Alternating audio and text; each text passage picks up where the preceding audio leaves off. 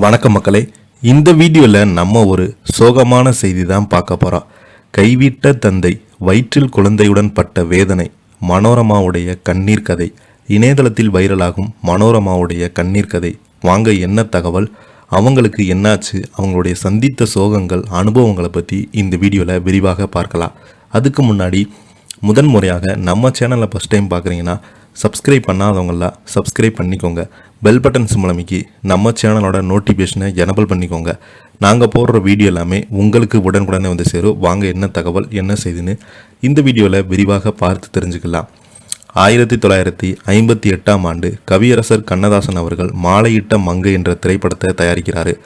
அந்த திரைப்படத்தில் நகைச்சுவை கதாபாத்திரத்தில் நடிப்பதற்காக மனோராவை அணுகினாங்க.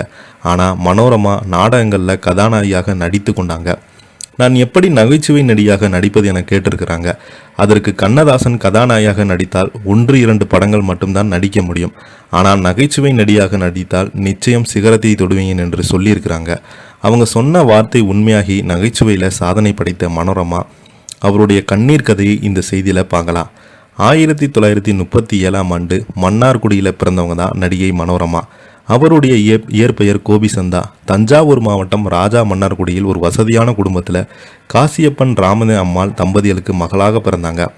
மனோரமா அப்பா காசியப்பன் 2வது ராமமிர்த்தம் அவர்கள் சகோதரியை திருமணம் செய்து கொண்டாங்க. கணவருடன் ஏற்பட்ட மனக்கசப்பால் கணவரை விட்டு பிரிந்த மனோரமாவை அழைத்து கொண்டு காரைக்குடிக்கு வந்து வீட்டு வேலை செய்து குடும்பத்தை ஓடுனாங்க. வசதியான குடும்பத்தில் பிறந்த மனோரமா ஒருவேளை சாப்பாட்டுக்கு செட்டியார் வீடுகளில் வேலை செய்தாங்க. ஓட ஓட வறுமை துரைத்து கொண்டே வந்ததால் வறுமையின் பிடியில் இருந்து தப்பிப்பதற்காக தனது 12 வயதிலேயே நாடக கம்பெனி ஒன்றில் சேர்த்தாங்க.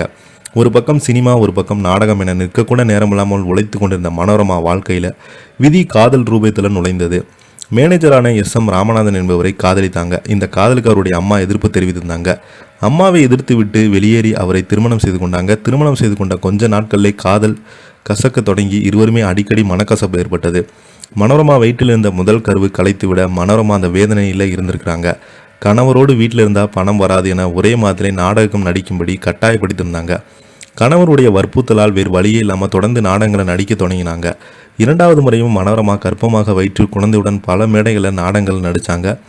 குழந்தை பிறந்தும் மனோரமாவை குழந்தையுடன் இருக்க விடாமல் நடிக்க சொல்லி கட்டாயப்படுத்தி பணத்தின் மீது குறியாக இருந்திருந்தாங்க மனோரமாவுடைய கணவர். ஒரு கட்டத்தில் மேல் பெருமையை இழந்த மனோரமா இதற்கு மேல் பொறுத்து கொள்ள முடியாது என முடிவெடுத்து கணவரை விட்டு சினிமாவில் தனது முழு கவனத்தை செலுத்தி தொடங்கினாங்க. சினிமா வாழ்க்கையில் அன்றிருந்து தான் தமிழ், தெலுங்கு, இந்திய என 3000க்கும் மேற்பட்ட திரைப்படங்கள் நடிச்சிருக்கிறாங்க.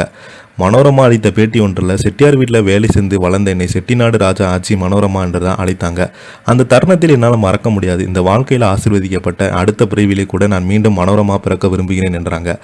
அவருக்கு பிடித்தமான வசனத்தை பேசி மூசி விடாமல் பேசி கைதட்டன பெற்றாங்க.